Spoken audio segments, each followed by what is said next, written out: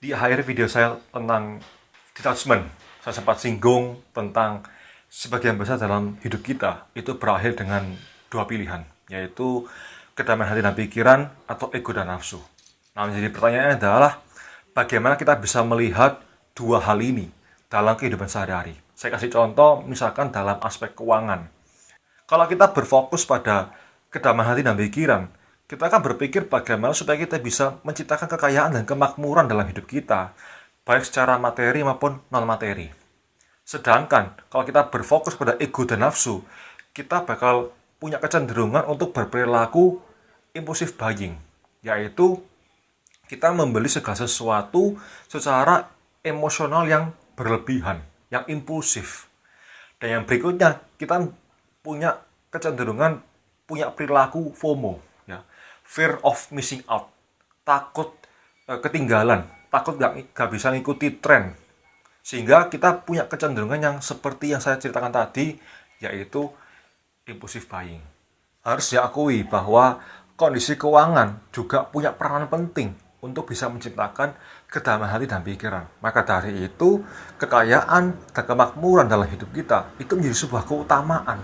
Walaupun tolok ukur kekayaan dan kemakmuran setiap orang itu berbeda-beda.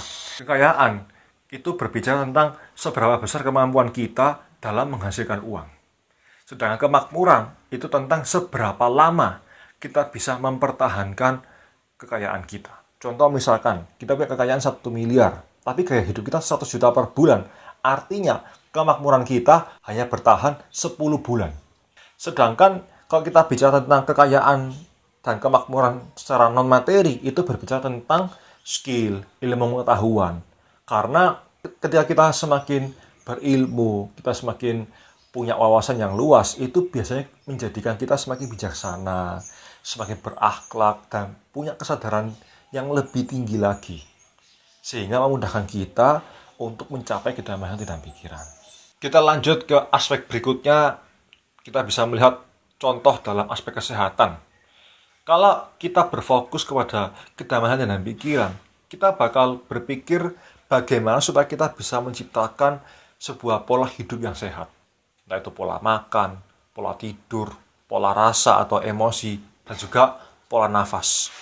Dan juga kita berfokus bagaimana supaya menciptakan kesehatan dan kebugaran bagi tubuh kita.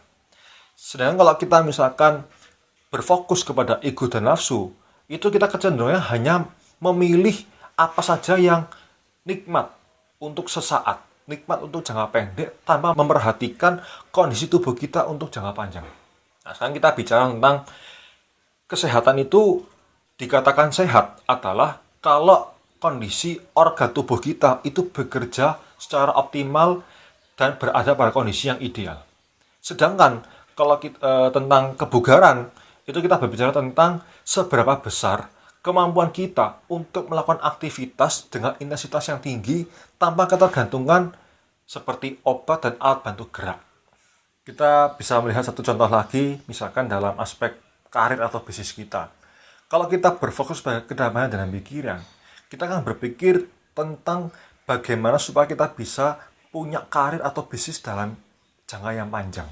Sehingga kita berfokus bagaimana supaya kita bisa memberikan manfaat bagi orang lain. Dengan harapan kita bisa sustain, bisa eksis untuk jangka waktu yang panjang. Sedangkan kalau kita berfokus pada ego dan nafsu, itu kita kecenderungannya hanya berpikir jangka pendek. Hanya berpikir bagaimana supaya kita untung, tanpa memikirkan bagaimana supaya orang lain juga untung dengan apa yang kita berikan. Sebagai penutup, di video ini saya ingin memberikan sebuah perenungan untuk kita semua.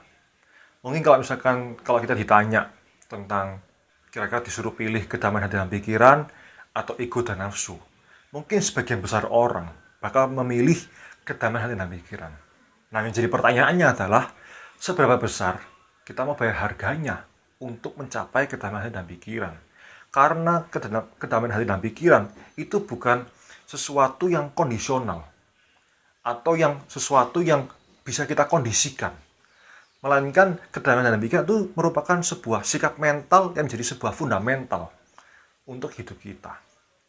Nah, lalu bagaimana supaya kita bisa membayar harganya untuk bisa mencapai kedamaian dalam pikiran.